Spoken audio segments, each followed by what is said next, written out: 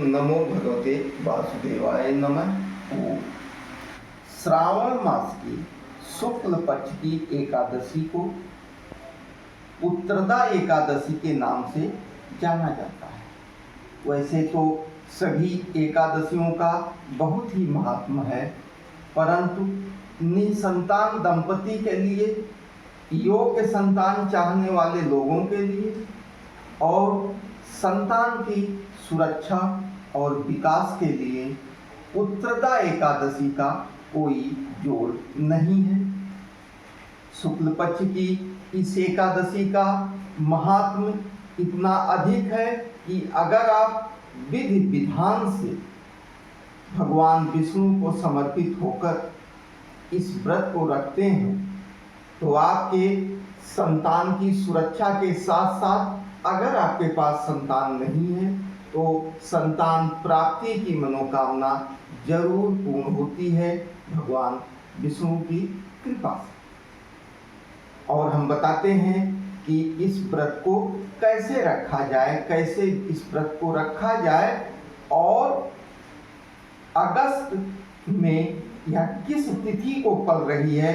अक्सर तिथियों में थोड़ा सा भेदभाव हो जाता है, परंतु आप यह जान लीजिए कि हमारे सनातन धर्म में वैदिक पंचांग के अनुसार उदया तिथि में ही अधिकतर त्यौहार मनाए जाते हैं।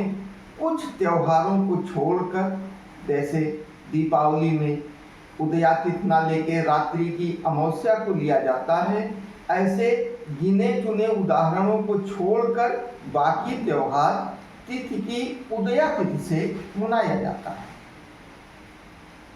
एकादशी तिथि का प्रारंभ 4 अगस्त को 11:41 से प्रारंभ हो जाएगा, यानी दशमी 4 अगस्त को समाप्त होगी और एकादशी तिथि प्रारंभ हो जाएगी। एकादशी तिथि 5 अगस्त को 1:12 पर समाप्त होगी। इस हिसाब से एकादशी का व्रत 5 अगस्त 2025 दिन मंगलवार को रखा जाएगा। इस व्रत का पारण 6 अगस्त को सुबह 6 कुछ मिनट से 6 बज जाए और 8 के पहले, यानी मोटी मोटा 6 बजे से 8 बजे के बीच में आपको इस व्रत का पारण करना चाहिए। तो आप सभी सनातन प्रेमियों को एकादशी व्रत 5 अगस्त को रखना चाहिए। आइए बताते हैं कैसे इस व्रत को रखा जाए, पूजन कैसे किया जाए जिससे कि भगवान विष्णु प्रसन्न हो। आप ब्रह्म मुहूर्त में उठकर, अगर आपके आसपास कोई नदी, स्वच्छ तालाब है तो आप नदी या तालाब में ब्रह्म मुहूर्त में ही स्नान कर लीजिए। उसके बाद पीले या लाल वस्त्र धारण करिए। आपके घर में जो भी पूजा स्थल है वहाँ बैठ जाइए। एक चौकी पर पीले वस्त्र बिछा दीजिए। पीले वस्त्र बिछाने के बाद उस पर भगवान विष्णु की और माता लक्ष्मी की मूर्ति या फोटो जो भी आपके पास उपलब्ध हो उसको रख दीजिए।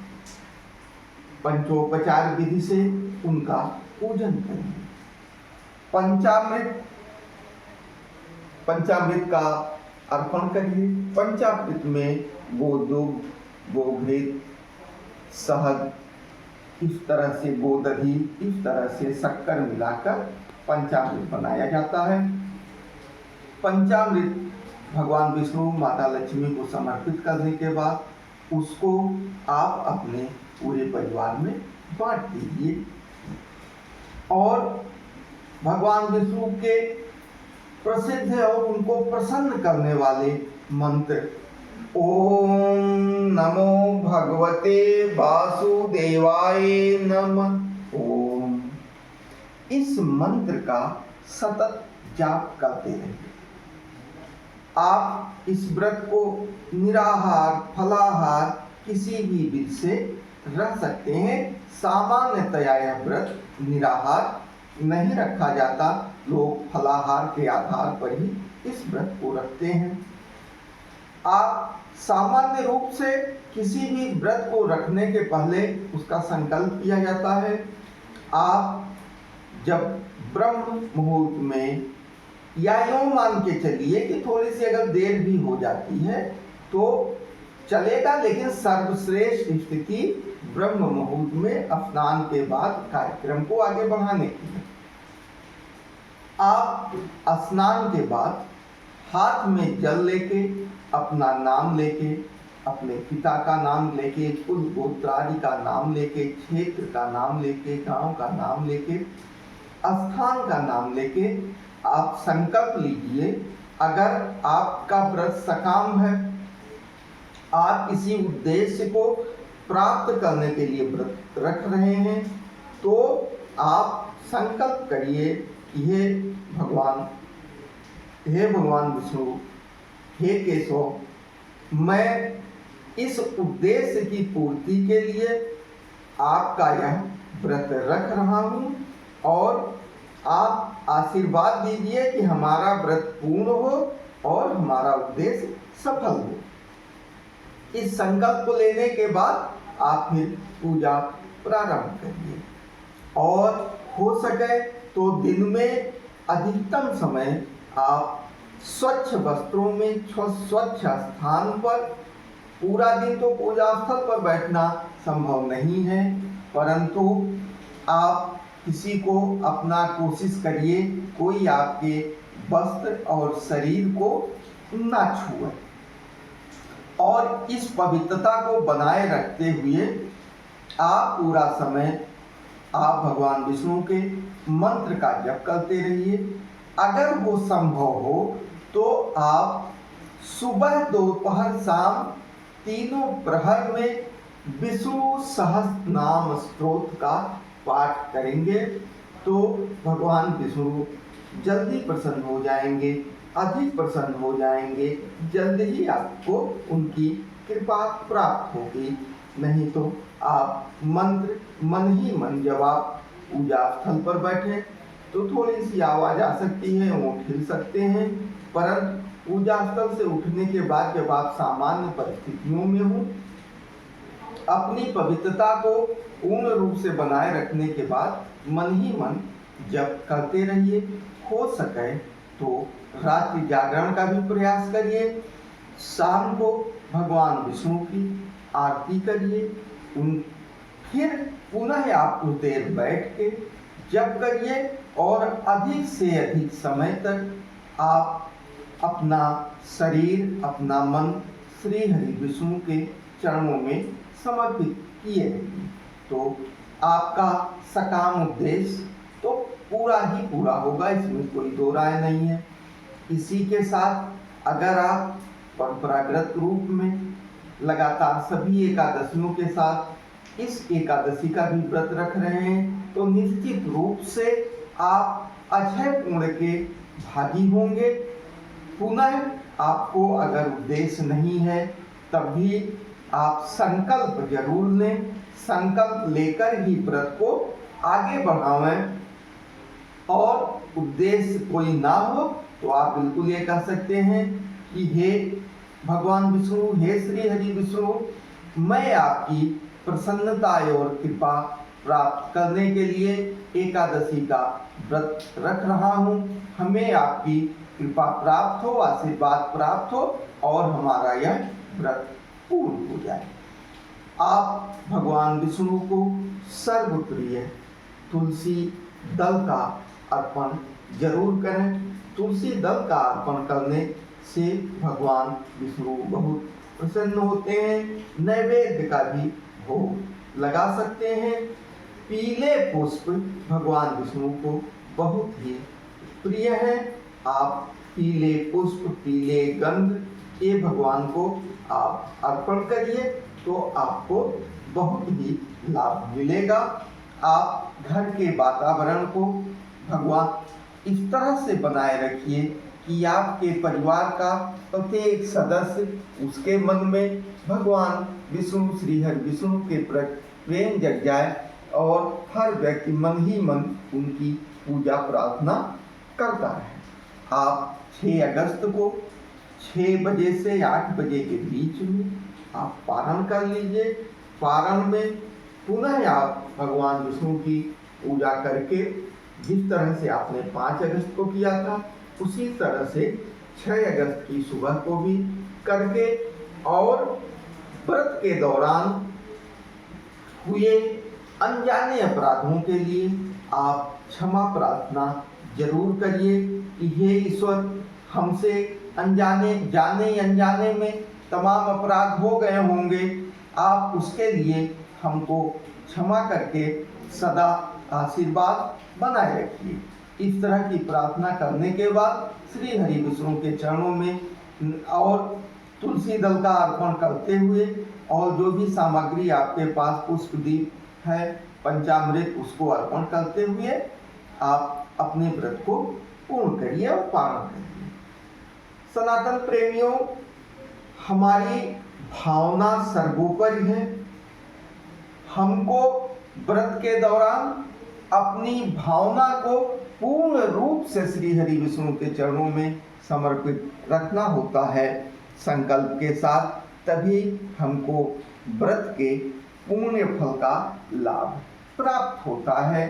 तो मानसिक, शारीरिक, बातचीत हर तरह से व्रत के दौरान आप स्वयं को भगवान विष्णु श्री हरि विष्णु के चरणों में समर्पित किए रहिए। इसी के साथ जो भी व्यक्ति एकादशी का व्रत न रख पाते हो उनको किसी भी हालत में चावल का सेवन नहीं करना चाहिए।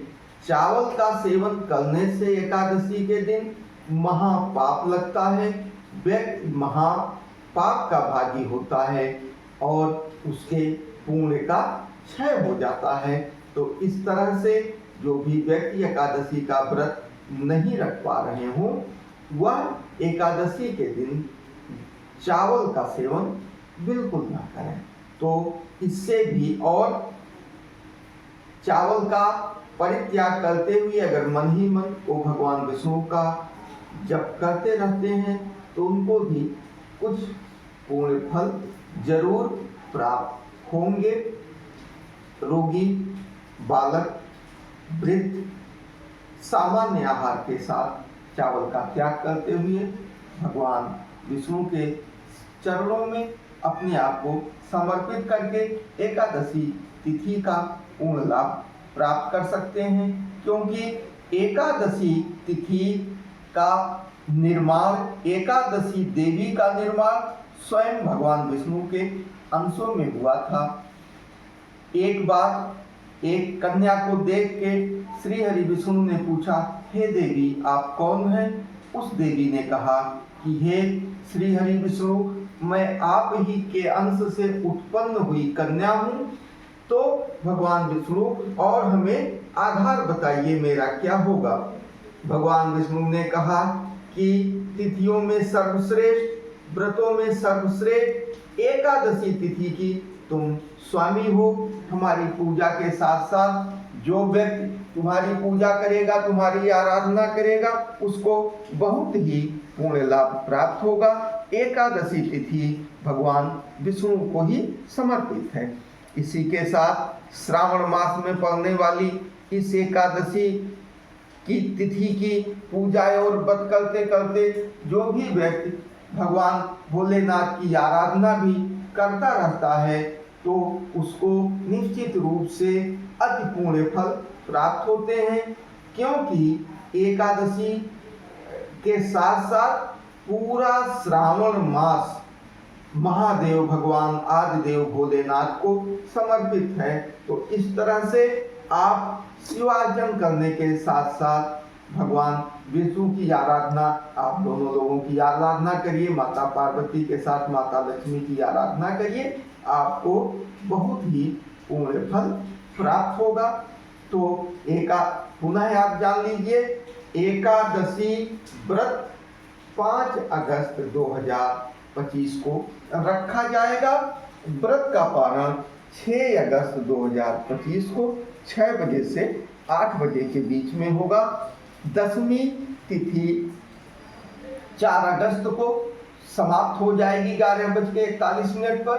आप दशमी की सायंकाल से ही अपने को मानसिक शारीरिक रूप से अगले दिन के व्रत के लिए तैयार करिए और शाम को या तो अगर आप बिना भोजन के रह सकते हो तो रह जाइए, नहीं तो आपका भोजन पूर्ण रूप से 4 अगस्त की शाम को सात्विक होना चाहिए और मन ही मन आप भोलेनाथ भगवान विष्णु का जप करते रहिए। अगर आप इस तरह का कार्य करते हैं तो निश्चित रूप से आपको बहुत ही पूर्ण लाभ प्राप्त होगा। श्री हरि विष्णु की कृपा जरूर प्राप्त होगी। आप सभी का दिन शुभ हो। ओम नमो भगवते वासुदेवाय नमः। ओम